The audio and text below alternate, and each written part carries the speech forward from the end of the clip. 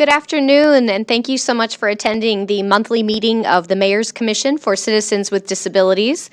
It's a gloomy day outside, but since this will rebroadcast for about a month, I hope that the weather gets better from how it is today.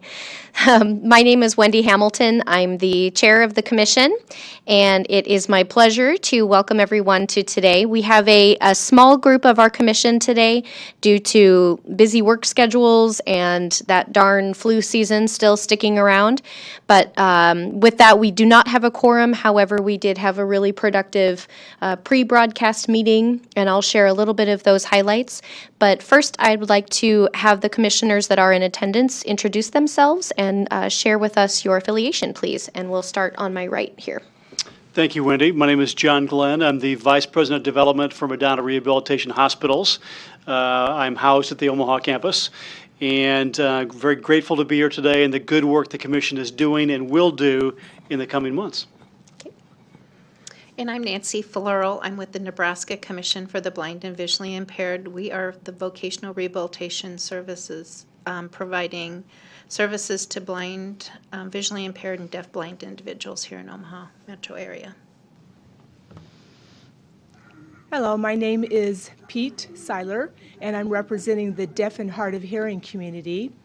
I'm involved with the Nebraska Association with the Deaf, and a lot of advocacy work is what I do. Thank you. And as I said, my name is Wendy Hamilton, and I represent adults with invisible disabilities, specifically adults with autism spectrum disorder. I'm the adult child of a parent with autism, and I myself have a connective tissue disorder called Ehlers-Danlos syndrome.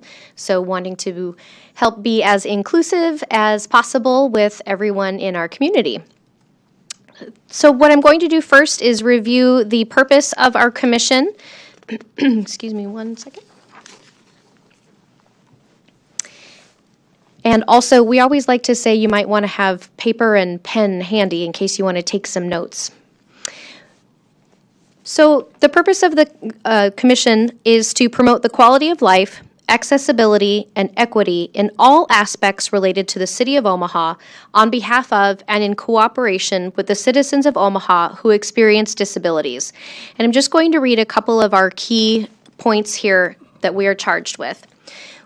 The Commission will advise the Mayor, City Council, City Department heads, and other City of Omaha personnel on issues of access, representation, employment, housing, and quality of life affecting City citizens with disabilities and their respective families. We will serve as a resource for Omaha citizens with disabilities and their families to express concerns, resolutions regarding issues affecting them. And we will publicize to the citizens of Omaha the role of the Mayor's Commission for Citizens with Disabilities, resources available to assist citizens with disabilities, employers, housing representatives, business owners, engineers and architects, and others who have a role in bettering the life of Omaha citizens. And the last item I'm going to share is that we will serve as an advocate for accessibility issues and implement plans and projects to improve services for citizens with disabilities. That's just a handful of the items that the purposes that we exist to serve. And I'm happy to share that last month we had a very productive and inspiring planning meeting of our commissioners. We had intended to have that in January, but I think we had some weather and some flu and all kinds of things, and so we were able to reschedule that meeting for February, and it was just great. So many passionate people and great ideas, and what we did in addition to our normal planning out the year was we determined a new process by which we will fulfill those responsibilities that I just read. How can we best advise the mayor, department heads, et cetera, as well as the community to make sure that we are doing our very, very best, not only to represent and inform, but to take action and be proactive. And so what we're going to do from beginning with this month is we're going to create a monthly memo that will be sent to the mayor and those city department heads that I listed. And there will be three main topics on those memos. The first will be issues from the public. That's where you come in. If there's a situation or an issue or some way that you feel that this commission can help you or benefit those in your lives, please let us know. We now have a Facebook page, which is great. Find us on Facebook. Contact the mayor's office. You can also find us on the mayor's website. Let us know the issues that you're facing so that we can do our best to inform the people who run our city to improve those issues. The second item is we will provide the mayor with updates about this commission, information that we have learned in our monthly meetings. For example, today we've got a great guest speaker, so we'll provide a summary of information from that. And the third item, as I said, we want to be proactive. So we'll provide recommendations from the MCCD to the mayor and to the city department heads in an effort to see some action and to see some real progress and change. So I just want to thank again the commissioners for their awesome input, their time. We are all volunteers, so it takes a lot of time and brain power to make these things happen. I'm going to quickly give a shout out to the staff of the Human Rights and Relations Department for keeping us organized, getting our Facebook page launched, hosting us when we have all of these planning meetings. And that is a lot of information from the pre-meeting, but we had a really busy month. So it is now my pleasure. Oh, and just another quick thing. Because we don't have a quorum, we will not be voting on or approving our meetings from last month. We will hold an email vote. Nancy is being great and filling in for our secretary today and taking our notes, so thank you for that. And now I would like to introduce our guest speaker. Today we'll be hearing from Star Gray. She's the Human Resources Manager and Site Supervisor at A Better Living, Inc. So welcome, Star.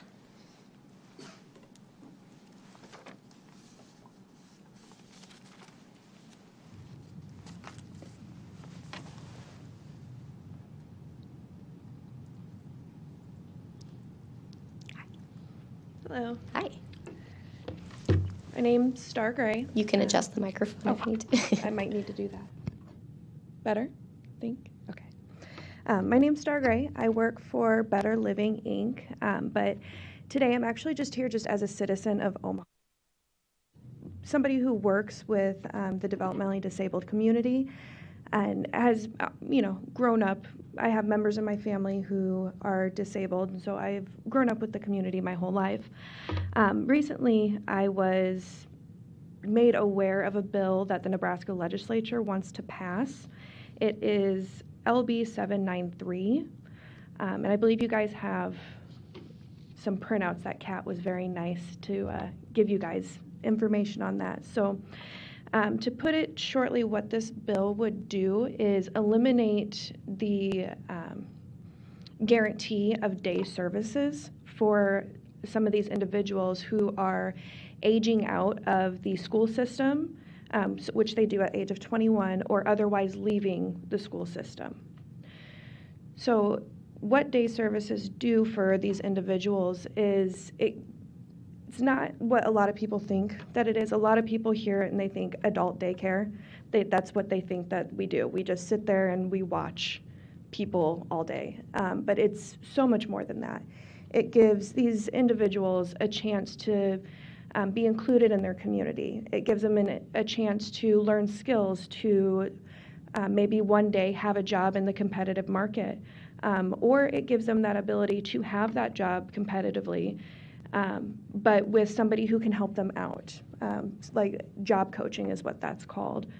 So it's not just sitting there and watching them every day. Even for some of those folks who, they may not want to work, or they may not have the skills or the ability to work, it still gives them somewhere to go every day, interact with a community, get out, of their house. A lot of these people, if they didn't have this, that's all they would do. They would sit at home. Another thing, which is really big in my opinion, is if this was to be removed, a lot of the families would have pretty undue hardship from that, because they may only be able to work because their child has other care during the day. And while some people could say, well, they can just pay for it, the cost of that is very, very high. The majority of the average families would not be able to pay for this. In fact, within my company, I believe we now have one client who is a self-pay because she's on the waiting list for day services.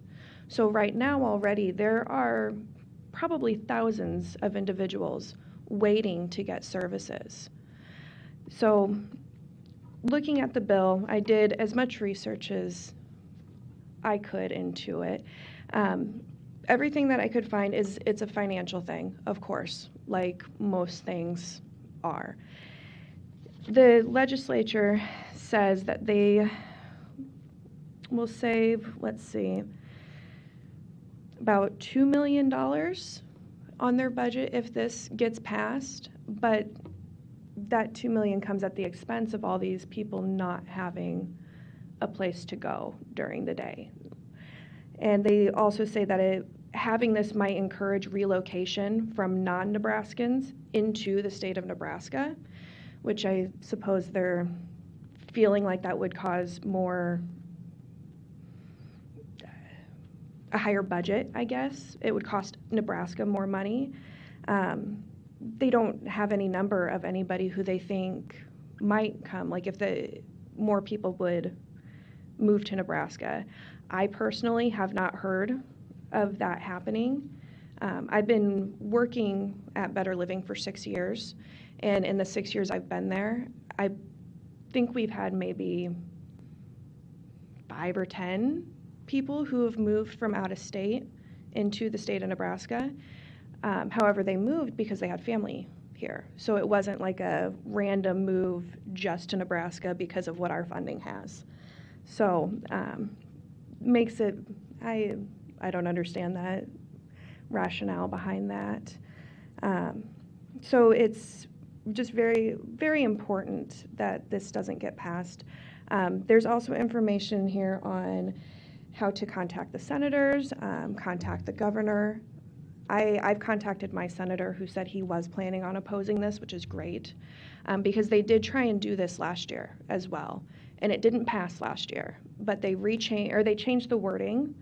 I didn't see the bill from last year, so I'm not sure what they changed in it, but they changed it and it has more support now, which is not a good thing at all.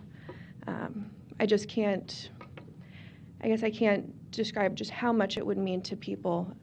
For example, we had one client who, she was an out-of-state client. She did move here from California. When she was in California, she was in a facility where all of her caregivers were from the Philippines. So they did not speak English or very, very limited English. She basically quit talking. And then her family moved here. She was put on a wait list. The only place that was equipped to take care of her was a nursing home, which this is a woman in her mid-30s, developmentally disabled. You know, she's got health issues, which that's wonderful. The nurses could care for that, but they weren't equipped to care for the other parts, you know, the other things that she had going on. So she became very withdrawn. She almost stopped talking completely. When I first met her, she really didn't say anything. I mean, she would say something to her mom, but that was about it. She's been with us for about 2 years now, and it's night and day with her. I mean, even within a couple months of her being at our day center, and she is in our residential program as well, she started talking again. She opened up, she jokes around with the staff now. I mean, and that's just one story of thousands of stories that others have benefited from these day programs. You know, we get the clients out in the community. They go at our day center specifically. We go out, we try to at least once a day, weather permitting. Of course, it's not always easy to get out when it's nasty and snowy out. But we go out into the community and we do different activities. So they're not just sitting around doing nothing. And then on those days that they can't, we have different activities at our day center, whether it's some sort of skill they want to learn, or they do exercises every morning, things like that. We also have different physical and occupational therapists that come in. So that's another huge thing that these clients get at a lot of day programs, is they get therapy that they need. There's some counselors that will come to the day programs and do counseling with them. So it's just for their emotional well-being, their social well-being. it's so necessary to have. I mean, some people want to sit and hang out in their house all day and do nothing, but everybody should have that opportunity to not do that. So, A question for you. How many people are affected by this in the state of Nebraska, would you say?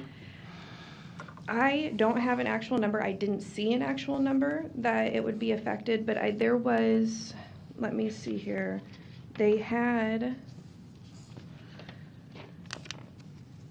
let's see, it says there's approximately 150 individuals that are new graduates or turn 21 each fiscal year. So I would say probably a couple hundred that are affected where they would not get any services. And those are just the people graduating. This could also kind of snowball into a bigger effect that if the individuals who are aging out of the school system are not getting the services, that could affect the day centers that do exist being able to stay open. Because if they're not getting new clients as other clients get older and they go into retirement homes or other things like that, there's not going to be anybody new coming in. So it could affect even the current day centers that are open from staying open, which then in turn would affect hundreds of thousands of employees across the state of Nebraska, and then their families, their ability to provide for their families. And then, which I should have mentioned this and I didn't earlier, what this would do is put the parents, and it would make them responsible for their child's care during the day, which, if you have a child, you can send them to daycare, take care of them. If they don't have this, they may not be able to work. They may not be able to take care of their families because they don't have anywhere to send their child during the day or the ability to have somebody come in and take care of them if that's what's needed. So that's another thing I should have mentioned. There is one item on the fiscal note. Mm-hmm. I think this is probably what you were referring to. The number of individuals who would relocate for this purpose is unknown. Oh, this is back to the people relocating is unknown, but the bill may deter persons from relocating to receive services, which would be a cost avoidance in the future. Mm-hmm. So they're thinking that a bill may deter persons from relocating. That's unclear. Potential general fund savings for non-residents. Okay. Which, that was the only thing I could find on it as well. And it was, you're right, it's very, very unclear. And doesn't seem like a very good reason to try and get rid of something. Well, like if this. there's no numbers attached to it, if there's no context attached to Right. it. Do you know where, and I understand that you're not like an official representative of the bill, but I thank you Right. so much for coming and presenting this to us. Where are we in session? This was a short session, wasn't it? Does anybody know? It was when I looked at it today before I left my job to see, and it said, I think this was a short session have it here. right here. Yeah, so we It might, says second session. second session of a Yeah. biannual. Mm-hmm. Okay, so we don't know, beyond February 20th, which was the last date that there was an action, we don't know where it is Right. now? Okay. I couldn't see if it had gone to vote yet. Okay.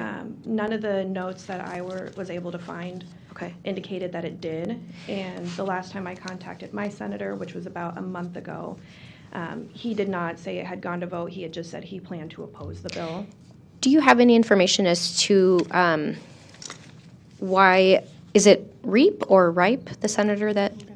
Rippey. Do we have any information as to why he introduced it, or maybe he sits on a different committee that was tasked with some budget savings, or do you have any information on that? I'm not sure background? what committees he's on other than the DHHS, DHHS. I believe he is.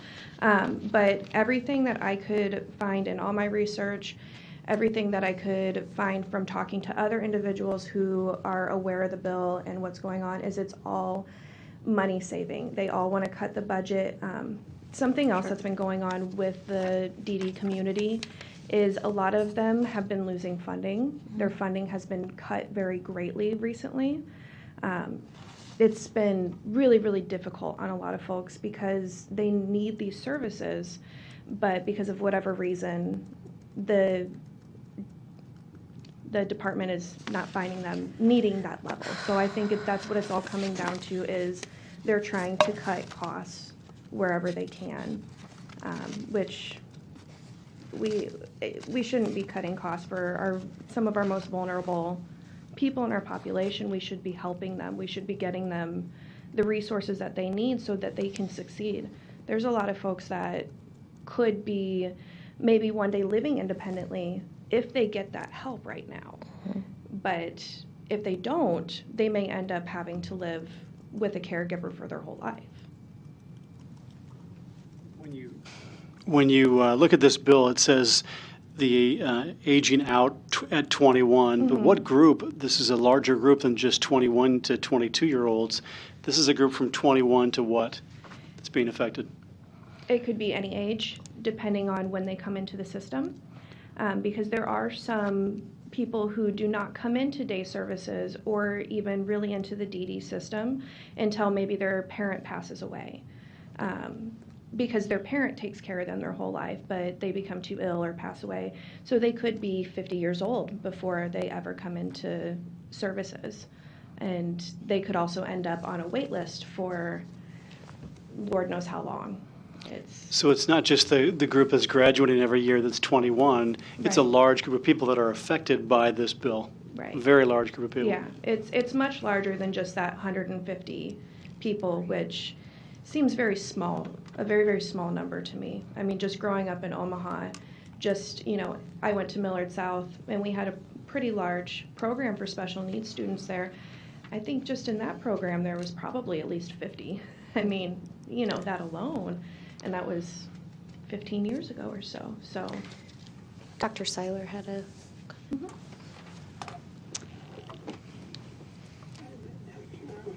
Yes, I have an interest in the impact it would make on deaf and hard of hearing citizens.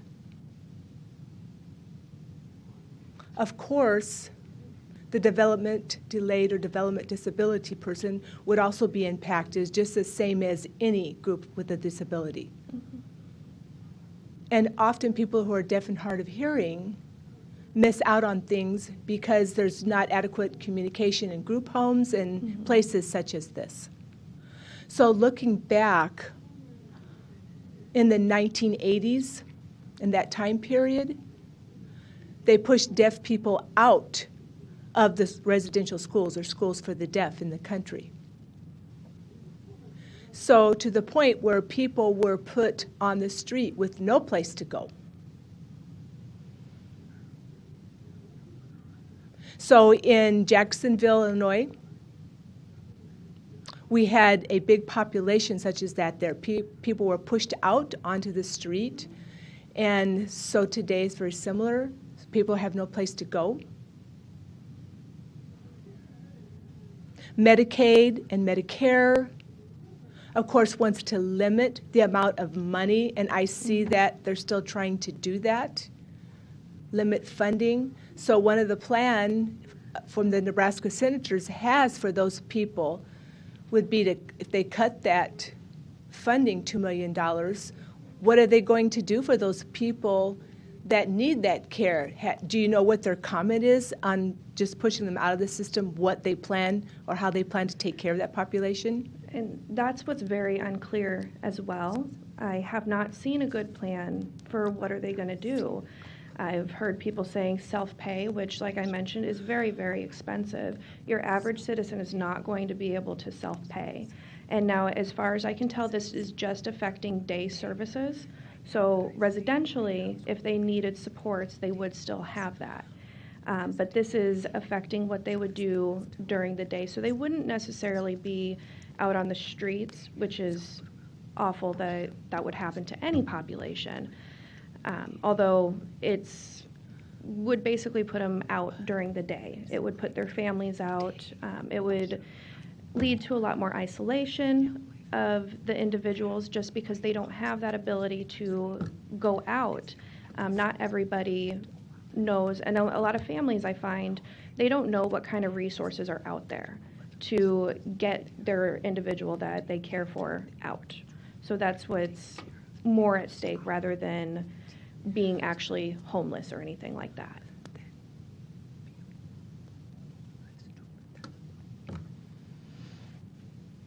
This is Dr. Seiler again. While I was still working at the School for the Deaf, there was one student who had developmentally delayed, but still high functioning. And 1 year his mother passed away. The second year his father passed away. And truly, he didn't understand that his parents had passed away. So we had to sit down and explain this to him, the impact that it would be.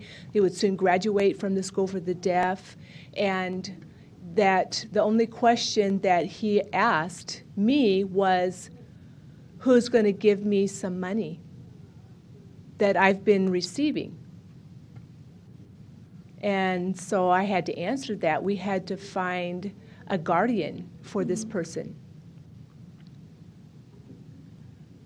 And this person just sat there thinking, well, there's nobody to take care of him, help that person and guide him. So that's very unfortunate, a very sad future for that person. And so if we could send him to daycare, I mean, the family is just worn out if they can't provide that kind of service for them. So we had a special chair program that we called, a special sitter care that we had for them. But it was all volunteer. They didn't get a lot of money for that. It was people in the community that just volunteered to do that service. So we had to find out here in Nebraska what the legislature, what their plans are for this group of population. Yeah, that's going to be really important to find out what they intend to do, because, you know, like I said, right now it was unclear from what I could see, and it's a lot of parents and a lot of people involved with the DD community are very worried about this, because, you know, it may end up a situation similar to that young man that you worked with, which is unfortunately not an uncommon story that I've heard, that their caregiver, their parents pass away, and then they're just lost. Luckily, we try, like my company, we try and do everything that we can to find a guardian, to find different resources. And each person in the DD system has a service coordinator who is assigned to them. So they're kind of like their case manager, help them out and everything. But, sorry. I found some other information. Okay, cool. I am Kat. I work with the Human Rights and Relations Department, and this is also my best friend of 20 some odd years. So what this would do is move everything to priority 5 funding. It essentially means that they're putting them on a wait list. So from whenever their application is received, it goes on a wait list. A wait list for what? What are they waiting for if the services are being... Whenever they have extra okay. money that they feel like they can... They're waiting for... grants, funding. Yeah, they're waiting for their funding to be allocated. They're waiting for other people to either age out or exit the system. There's been a lot of funding issues with the DD community in the past couple years. Like I said, I've seen a lot of cuts in funding. A lot of funding that was once one place had to be moved to a different place. And this is just the latest in which they're sticking people on these wait lists for these types of things. So unless it was a very extreme case where there was like someone in extreme crisis, just your average run-of-the-mill person with some form of disability, they would be placed on a wait list for any amount of time. I've heard recently in talking with our director of day services about a potential client he was speaking with and his family, that they were told they might be on a wait list for years. I mean, and not just a couple of months, like years before they could actually get funding. And this was for, I believe, an individual in their 20s. So years of uncertainty of what they would do, years of uncertainty for his family, knowing, can we hold a job? Can we work? Who's going to take care of them, because they couldn't stay home all day by themselves. That was all I had to add, so. Mm-hmm. I actually had that written down and I forgot to mention it. So thank you.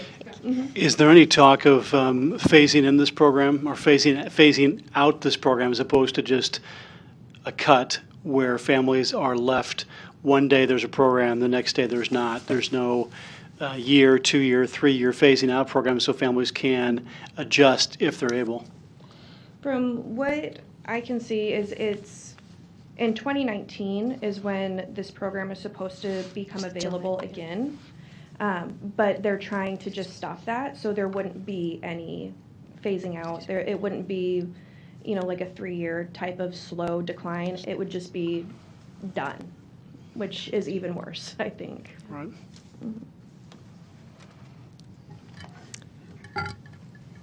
I just broke the rules here, but I was looking at my phone to find out what was happening with this bill. So I hope you forgive me for that. Right now, it's on hold. DHHS has given this as a priority label, which means they really are anxious for this to pass. So it hasn't gone to the floor yet. So that's all that's happened so far. And soon the session for this time will be over. So if they don't take some action within this next month, that it would be the next year. It would come up with a new number, and they would have to try again during that next 2-year session. Yeah. So if and that's right. If it doesn't pass within the next month, then 2019, we would be good to go. People would start receiving their funding again. So that's, for right now, best case scenario. They just don't get to it. They can't pass it, and that would be wonderful. But hopefully it would get passed, maybe, or not get passed, get to the floor. And what I would love to see is actually see all of our senators say, we deserve better than this. I mean, Nebraska as a state, we can do better for everybody here. We shouldn't be a state who's telling people that they don't deserve to live these full lives. They don't deserve to be out in their community.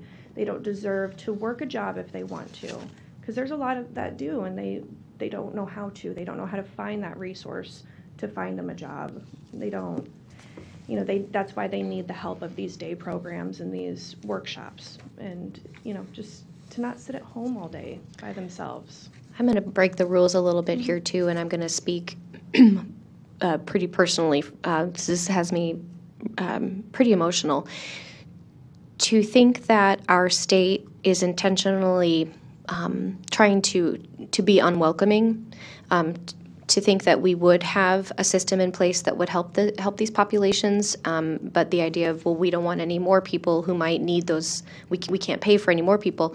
I've lived all over the country, but I've always had the same mother, and in my various walks of life, knowing that Nebraska continues to rank in the high 40s as services provided to those with disabilities.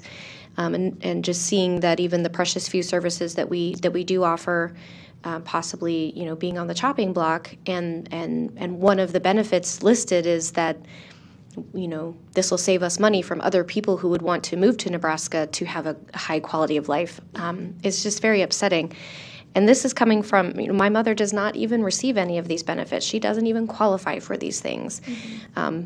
So, and I guess it's more of a comment and less of a question for you. And like I said, it's a little bit rogue for me to say that, but it's just really, I just don't know that that's the Nebraska that any of us want. No, but I'm speaking for myself, so. I agree with you completely. I always hear from other sources that we want to bring people into Nebraska. We want our population to grow, because when our population grows, jobs grow, and Nebraska already has a really great unemployment rate. So, people have a lot of incentive to move here, but I would hate to see a family who does have maybe a disabled child see this and then decide they don't want to move to Nebraska.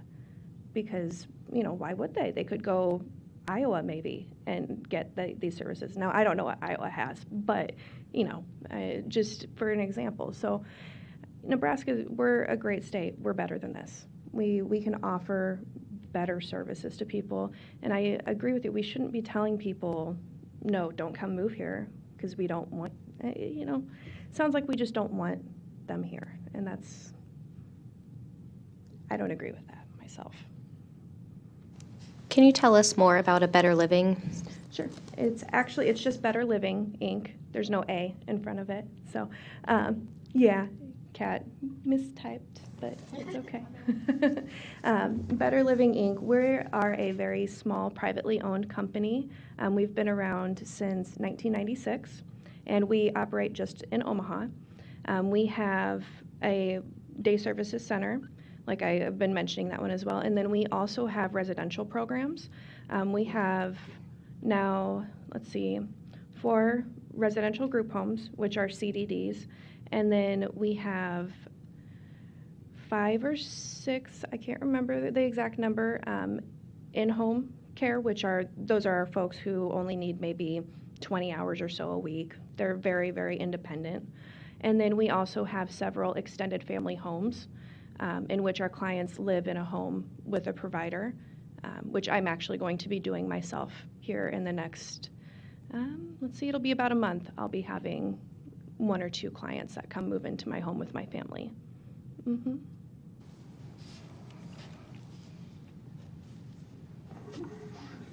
Yes, I did want to ask, in the bill, on page 3, it mentions that on number 4, talking about funding again, the priority is to help people transfer from education or school to receiving day services as necessary to pursue personal security, financial security, and income. Now, that seems to be in conflict with removing these services from on the first paragraph. Seems to be a conflict of purposes there. Did anyone give you an answer to that? No. There was no explanation of that because I agree it doesn't make any sense that they want to prioritize funding for people to become more independent, but then they want to also take away the services that would help them with that. It doesn't line up. But no, I wish I had more information as to why that was in there. I want to thank you for coming. I work with vocational rehabilitation with individuals that are blind, visually impaired, and deafblind. And I'm pretty aware of all the changes that are happening within the field. And I know that not only are the agencies, the service coordinators, all kinds of organizations that are really struggling with all the changes. And I know that it's really important for those listening to the broadcast today, if they have young people in the school system, that they're making sure that they're reaching out and really getting signed up with developmental disability services. Yes. That if they don't do that prior to age 21, that it could impact some long-term services for them. So hopefully maybe you can share some resources for them to be able to access a service coordinator. Sure. Yeah, I don't have that information with me now, but I can pass it along via email, and then hopefully Kat can get it to you guys. Because, like I said, I don't have that information with me. I know the Department of Health and Human Services, their disabilities, Division of Disabilities website does have some of this information on there as well, to where you can, I believe you can apply for services on their website and then get hooked up with a service coordinator. You can always call the Developmental Disabilities, their division down there.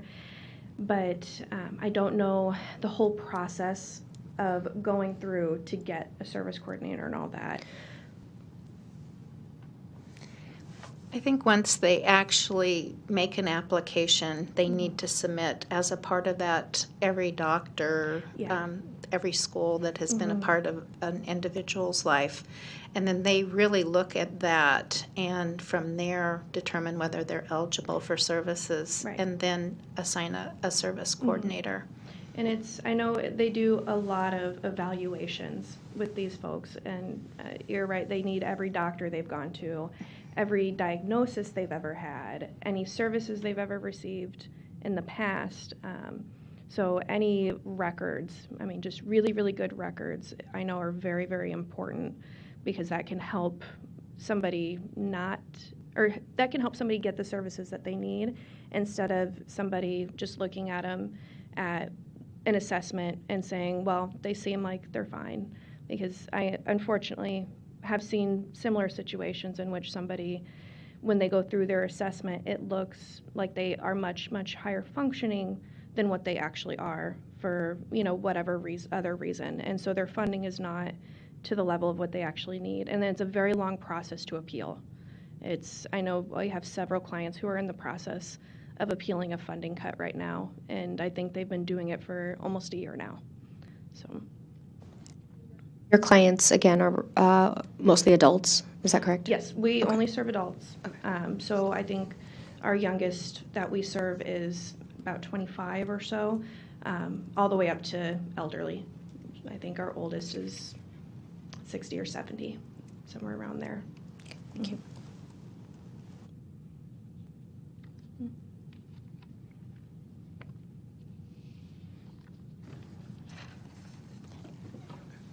I want to thank you because I was aware of some of the changes, and at one point in time, I thought that they were looking at making the changes starting in 2019. But I thought that they, as a whole, they were looking to extend that to 2022 or something. And so with the information you brought today, it makes it very interesting. Because along with the changes, it also, anyone that is being served by you now would have the opportunity to actually look at pursuing competitive integrative employment in the community and opening a case with vocational rehabilitation. And then if they find in the school system, if somebody isn't able to work, if they try competitive integrative employment as a part of their academic program and are not able to do that with supports, then they would be able to look at day services. Right. So this, this kind of gives a different kind of, I guess, perspective. Yeah, and it was initially, they were talking about, I think it was like 2020 or 2022, something like that everything had to change, and then it keeps changing. They changed it now to, I don't know if there's an actual date on there anymore with what you're talking about as far as the vocational rehab, because we have some individuals who have been at our day center who are going through stuff with you guys to get that competitive employment, but I don't know the exact date anymore. They keep flopping around on us. Yeah.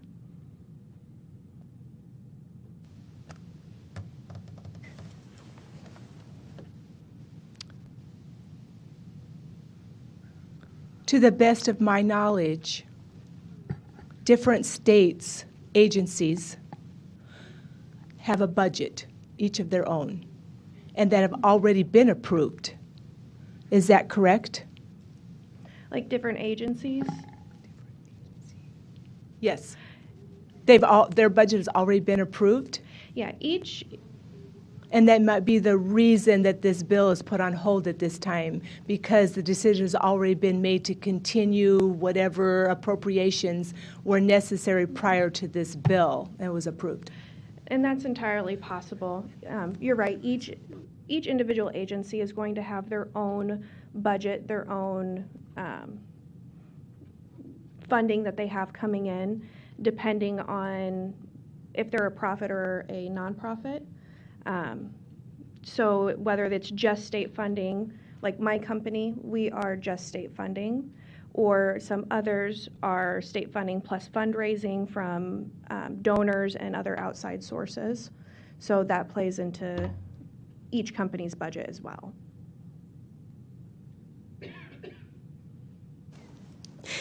John and I are like, not it, not it. So we're thinking that it's, with the budget approval that Dr. Seiler mentioned, it's on the, well, because we're on a biennium, we're on a 2-year budget cycle in Nebraska. So yes, those budgets technically have been approved, but the state is facing such an enormous budget deficit, that I'm sure every agency has been tasked with find cuts, what can you cut? But so that's probably why we keep seeing this weird 2-year cycle, and maybe it'll be 1920, maybe it'll be 22. So, Yeah. but it's confusing for just the citizens. It's confusing for us. And it's hard to understand exactly where these bills stand, and then more importantly, the clients receiving the services, what is or is not going to change for them. So, And all the people who choose to work with them at the day centers. Working in the DD field, it's not a high-paid field. It's unfortunately. I mean, I feel like these people are direct support professionals. They're, highly trained professionals. They go through a lot of training to do this, and they don't, in my opinion, get paid what they deserve to work with all these folks. So, I mean, this also impacts them. If they don't have that job to go to, I mean, yes, I'm sure they could find another job, but they choose to be in this field because they love it and because that's where their passion lies. And those are the type of people who need to be working with all of these individuals, because they're the ones who really are invested in making their lives better. It's not just a job. do you have a sense of other disability organizations or client service providers that are, were they able to be there in session and to speak during the hearing, or is there a petition, or do you know anything about a cohort of organizations coming together to oppose the bill? I believe that there are. I learned about this through a coworker of mine who learned about it from the parent of one of the individuals we serve, who learned about it through Mosaic. Okay. So it's been, I feel like there are a lot of people who are trying to come against it. I know that the individual's parent who did share this with us, he did go and testify against the bill to the legislature. I guess he didn't feel like it had as much of an impact as he wanted, since he was sharing it with everybody else. I know Mosaic sent out a blast email to everybody on their email list telling them about this bill, and then also giving everybody the information to contact your senators and to tell them, please oppose this. And I have all the information too on how to do that, and a little sample letter too that anybody can send to their senator.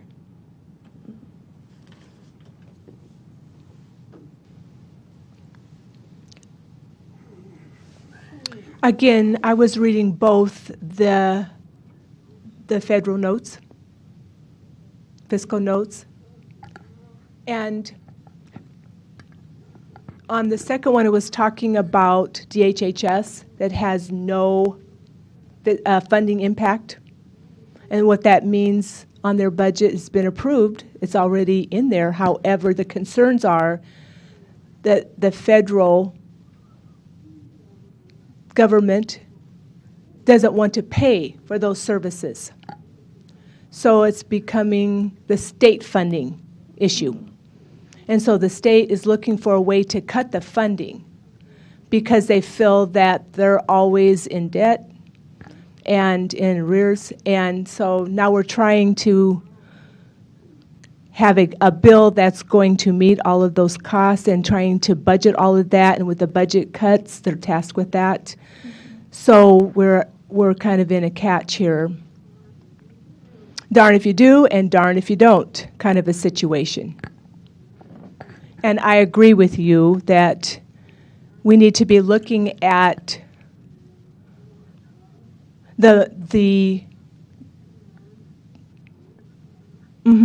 bricks and mortar buildings where these programs are housed and where people are going. the people should be the first priority. And then the money left can go to the brick and mortar. Yeah, no, I agree. I think that's something that I kind of wish everybody who was involved in passing this bill would actually come to see these facilities, come see these people, because I don't know that a lot of them do. I think they just see it on paper and it's an abstract idea to them. It doesn't affect them on a daily basis, so they don't care. I don't want to say they don't care, but they don't see it from the same perspective that, say, you or I do, who we work with people with disabilities every single day. You know, we have loved ones who have disabilities. We have disabilities ourselves. That's why it's so much more important for them to actually see this. You know, as many voices as we can get behind it, and just let them know, yes, we understand that there's a budget deficit. We need to have a balanced budget. I get that. I think everybody gets that. But I think there's other ways that we can probably go about it that is not going to harm so many people. Well, in the interest of time, and man, I don't know about you guys, but I felt like that flew by because I feel like you did a really great job of presenting us with the information and answering our questions, even though, you know, we know you're not, you're coming to us as a citizen who's concerned and as an employee of a service provider. But thank you so very much. So, what can you tell us and anyone who's watching? What should we do now? Contact our senators. Yep, contact our senators. You can go to, it's really easy to find it. You just go to nebraskalegislature.gov/senators/senator find, and you can type in your zip code, and they can tell you who your senator is. So contact your senator, contact Governor Ricketts, his office, and then contact the director of the Department of Disabilities, Courtney Miller. Just let everybody know, you know, just how bad this would be for everybody involved. Any personal stories, you know, to show that, look, you know, this isn't just daycare. They're not just getting popped into a building to sit there all day. You know, this has an actual real benefit. Could you repeat once again what you said very early on? You spoke quickly, and our audience may not have caught everything you said on how to find your state senator. Sure. It is, if you go to nebraskalegislature.gov/senators/senator_find.php is actually the full address. Thank you. Yeah. We will share that link in our minutes as well as on our Facebook page as well. So again, just thank you very much for coming and sharing this information with us, giving us a deeper dive into something that really could impact so many of our citizens with disabilities. We are going to give the members of the commission an opportunity to share any announcements they may have with their respective affiliations. And at the very end, I will share a couple of exciting announcements from the MCCD. And again, we will start with John. First of all, Star, thank you so much for being here today and for being an active citizen in our government. That always makes me proud that we have folks who are willing to stand up and be active participants in our democracy. So thank you for that. Once again, my name is John Glenn. I'm the Vice President of Development for Medina Rehabilitation Hospitals, both in the Lincoln campus and now the Omaha campus. We've been open for 15 months, and things are moving along nicely. We serve patients with brain trauma, spinal cord injuries, neurological disease, stroke, and pulmonary issues, including ventilator management. And we're proud to be part of Omaha and the Omaha community.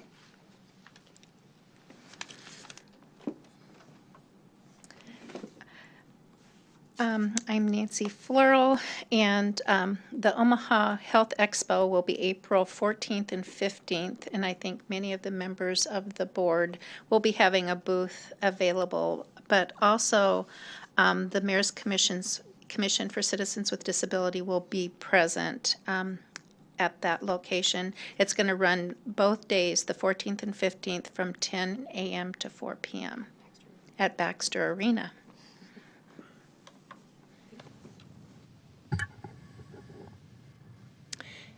Also, in April, on April 10th, is a group called Inclusive Communities. They will be having their monthly table talk. That's a program that they offer. And April 10th, they'll be focusing on autism and what that means. It's similar to racism, sexism, ableism. So it's in a way of people looking down on other people. Maybe they think they're feeble-minded, that they can't do. And so the program that day is for groups to come together and share on the topic of that. And this one is autism, the negative impact it has on individuals. And it will be at UNO. And it's CEC, the Community Engagement Center.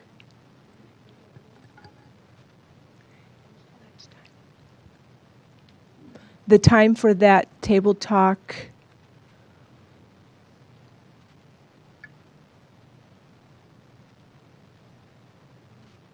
I'm checking the time on that. It's 6 p.m. Yes, 6 p.m. to 7 p.m. And so people in the community of Omaha and surrounding areas in the metro area might be interested in coming to that presentation. There's also a website if you're wanting to look that up. It's inclusive dash, not underscore, dash, community.org. And I'm excited to share that that's okay. I did want to mention that it is free. Oh, It is right. free. It is. It is. And Inclusive Communities does a really great job, and they have added they have lunchtime and dinner time table talks, I think, to incorporate even more partners and more topics. So thank you for bringing that to our attention. I'm excited to talk about a little bit about April being Autism Awareness Month, and more specifically, Autism Society of Nebraska will hold its annual Puzzle Walk, which is our big fundraiser for the year. That is on Saturday, April 14th at Ralston Arena. So when you're done at the Autism Puzzle Walk, you can go to the Omaha Health Expo and just hit all of the things that weekend. Information for that is at autismnebraska.org. Registration for the walk is still open. It is roughly 9 a.m. to noon, and it includes sensory-friendly areas, bouncy houses, and fun activities for all. And then the walk itself is I think it's about a 1 mile walk.